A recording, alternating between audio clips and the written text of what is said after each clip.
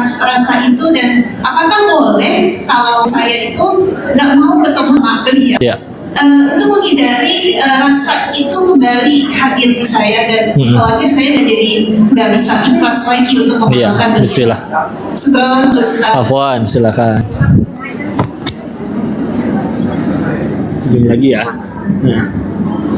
Maaf ya, pinjam lagi mic-nya. Nanti saya coba bawa mic sendiri. Ya, baik, istilah.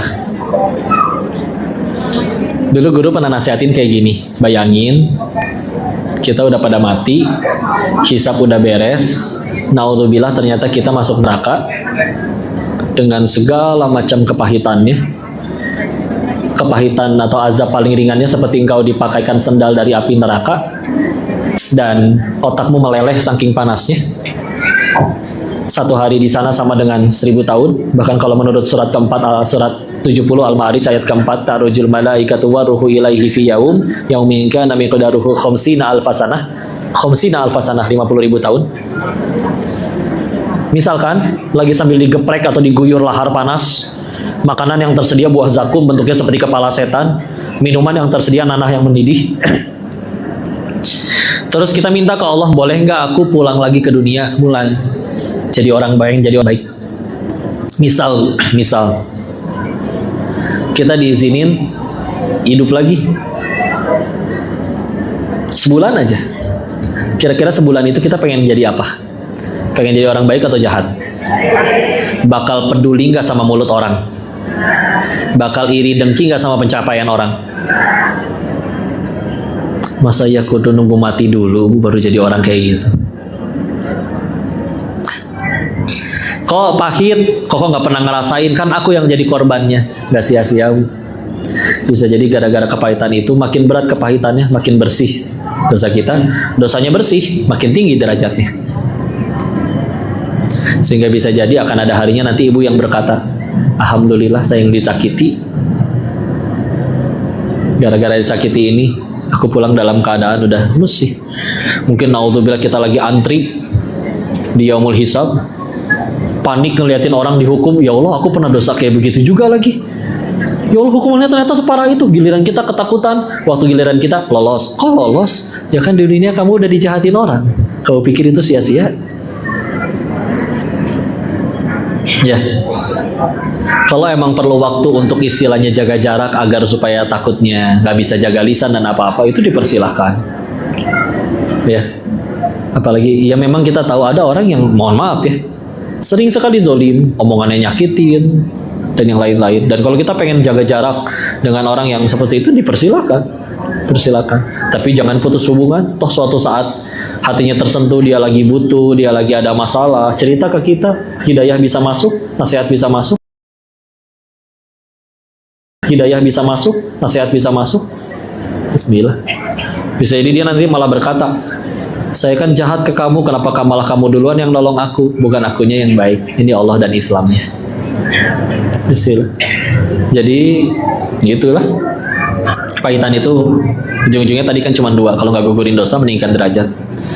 Walaupun memang ketika Bismillah kita nggak meminta jadi korban, tahu-tahu dijahatin, ya udah gitu malah tetap milih tobat. Oh itu mulia di sisi Allah. Nabi Adam juga kan jatuhnya korban, Bu. Beliau tadinya disuruh makan buah terlarang kan nggak mau. Akhirnya iblisnya goda siapa? Istrinya. Istrinya godain suaminya. Namanya sayang, akhirnya tergelincir sama-sama. Tapi apakah nyalahin istrinya? Ya Allah, ini emang istri saya nih ngaco nih. Nggak ada ngomong kayak gitu kan? Ngomongnya apa? Rabbana zalamna anfusana wa illam taghfir lana wa tarhamna lanakunanna minal khasirin. Surat ke-7 Al-A'raf ayat 23. Wahai Tuhan kami yang zalim. Lihat, bahkan ngomong mewakili istrinya. Ibarat mama, gak apa-apa, papa aja yang ngomong. Tapi kan ini gara-gara mama ngajakin papa, jadi aja kita dihukum, dikeluarin dari surga. Kalau aku udah jadi suami yang baik, aku pasti sanggup mencegah kamu maksiat. Berarti aku yang belum baik, aku aja yang minta maaf. Itu baru suami. Ya, tanggung jawab. Ya, akhirnya doanya sepertinya nyalahin iblisnya pun enggak. Wajar kalau para nabi itu mulia gitu, soalnya jadi korban, dia yang minta maaf ke Allah. Walaupun perlu waktu untuk punya hati seperti itu, bismillah. tapi sambil merasakan kepahitan sampai akhirnya kita punya hati yang siap untuk memaafkan sepenuhnya, nggak ada yang sia-sia, pasti jadi pengubur dosa yang luar biasa. Ya, Allahu a'lam bishawab. Jadi ingat ke situnya, Bu. Ya, sebenarnya nasihat Nabi kan, orang yang paling pintar itu yang paling banyak mengingat kematian. Ya, kalau udah nyampe kayak tadi gampang maafinnya insya Allah. Misalkan kita dikasih tahu besok mati nih ya kamu ya, siap-siap jam 3 sore. Orang yang jahat sama kita udah nggak akan kita peduliin kayaknya, udah selesai urusan. Ya, Allahu a'lam bishawab. Baik Ibu, kami persilakan satu orang bertanya lagi, ya. Gantian dari Ibu. Mungkin ada dari, boleh maju dari belakang. Wah, nyampe nggak mic-nya? Ya, maju aja Bu, bisa dipercepat. Atau di WA aja, Bu. WA ke panitia. Sampaikan mic-nya ke belakang. Singkat saja ya Bu. Saya pakai batik kayak Pak Lurah ya, Bu ya. Jarang-jarang pakai batik. Assalamualaikum. Waalaikumsalam warahmatullahi wabarakatuh. Saya mau bertanya, bagaimana cara kita menumbuhkan sifat tawadu dan bertawadu yang baik. Iya, baik, istilah. Terima kasih Ustaz. Terima kasih, bismillah. Ini juga dengan sesuai pembahasan kita tadi ya, adalah dibangkitkan hati kita untuk diarahkan kepada Allahnya itu tadi ya. Karena orang-orang yang akhirnya saya benar-benar melihat ketawaduannya, itu memang ternyata orang-orang yang dia lebih sibuk mikirin dosanya daripada pahalanya. Karena dia tahu pahala itu sekalinya kita ibadah belum tentu keterima. Kalau mau jujur, bisa jadi sah, tapi keterima kan belum tentu. Bisa jadi salah niat, tapi sekalinya maksiat kan tetap kecatat. Jadi akhirnya dia lebih sibuk dengan dosanya daripada amalannya. Orang kalau udah sibuk sama dosanya sendiri, boro-boro niat pengen sombong. Dan kisah-kisah yang tadi disampaikan hikmahnya juga kan akhirnya supaya kita nggak sibuk dengan dosa orang lain, sambil meluruskan niat, menjaga hati. Karena tawadu amalan hati. Jadi apapun yang tadi disampaikan, ya tadi tujuannya sebetulnya untuk menyentuh hati. Gimana caranya? Ya hati ini tuh benar gitu. Karena kalau misalnya hatinya tidak tadi, niatnya diarahkan ke Allah, dijaga. Sambil ibadah juga dibentuk, karena tadi akhlak itu datangnya dari ibadah salah satunya. Ya. Sambil kadang dilatih dengan kepahitan-kepahitan di selagi hidup di dunia. Pelan-pelan bisa tercapai rendah hati tersebut. Sambil kalau dari sudut pandang akalnya meyakini, oh apa yang layak aku sombongkan, kan aku mah ditolong Allah doang, aku cuman hamba, jadi nggak berani sombong, beraninya jadi tawadu. Ya itu sih kurang lebih ya seperti sebagaimana tadi disampaikan.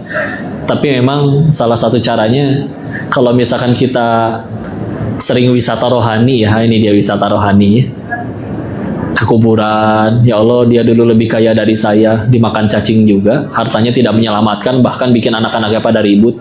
Ketemu orang sakit, yang kanker, yang udah divonis dokter, ketemu anak yatim, kan itu menghidupkan hati. Masalah kita seketika jadi receh Bu kalau ketemu mereka ya. Jadi ketika akhir hatinya terhidupkan, kan tersadar tuh, ya Allah iya ya nikmat saya lebih banyak. Nah ini dia juga mengingat nikmat, fokus sama nikmat yang ada bukan yang tidak ada.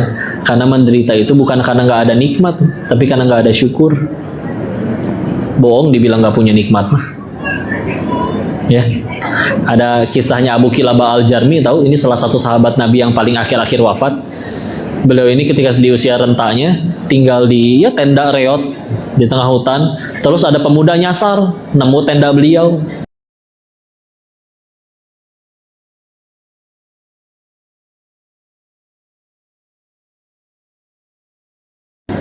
Penasaran karena dari dalam tenda ini terdengar alhamdulillah, alhamdulillah, wa syukurillah. Penasaran, orang ini emang nikmatnya senikmat apa sampai nggak berhenti memuji Allah.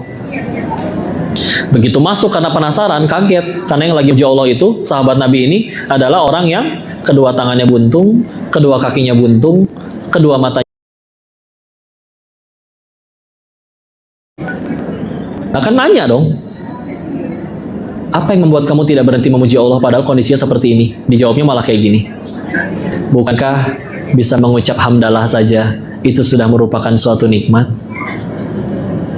Ada orang yang punya hati berbahagia, bersyukur karena diizinkan lisannya mengucap alhamdulillah. Kita kadang gajian aja ngambek karena lewat doang buat bayar cicilan. Suruh siapa nyicil ya? Tapi kan harus beli barang nggak bisa cash kok. Jujur, barangnya diberi kebutuhan atau kepengen. Kadang kita nyicil buat kepengen, bukan buat kebutuhan. Ya. Mobil masih ada, ganti yang baru dia. Handphone masih bagus, ganti yang baru. Kenapa? Kebeli handphone 25 juta, kepakainya buat WA doang. WA cuma dari grup gibah atulah.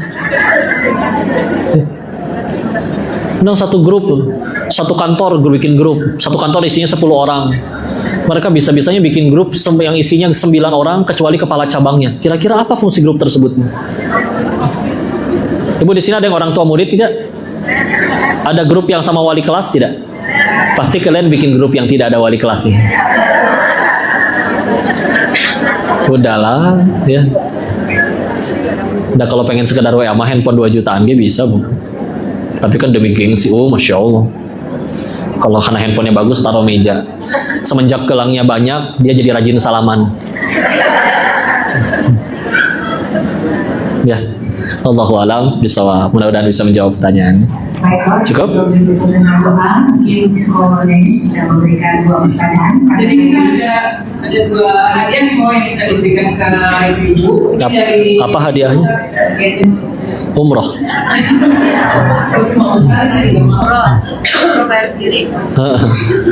Janjian di depan Zamzam Tower. Oh, BR. Satu lagi pemanis dari silakan Ustaz. Hei, istilah. Kasih yang sukses boleh. Yang susah? Serius. Ya, contoh. Ada 4 kalimat saktah di dalam Al-Quran. Di ayat apa saja? Kesusahan tidak? Ada yang belajar tajwid. Sih. Itu ada yang angkat tangan tapi. Coba mungkin bisa jawab. Laki-laki tapi. Jangan dong. Ya. Mungkin yang lain. Oh, yang lain. Ya sudah. Baik. Oh, yang lain. Ya sudah. Baik. Tadi Koko baca ya, yang Rabbana zalamna anfusana wa illam taghfir lana wa tarhamna lanakunanna minal khasirin. Itu tadi. Surat apa yang berapa? Iya. Ayo siapa? Nah, angkat tangan dulu, Bu. Bentar. Surat ayat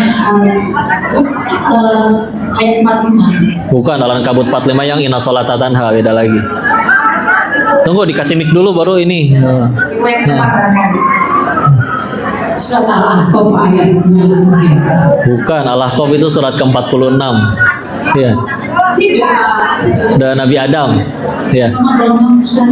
Rabbana zalamna. Bukan Al-Ahqaf, mohon maaf. Yang tiga lagi di sebelahnya. Kemana? Nih depan, nih depan.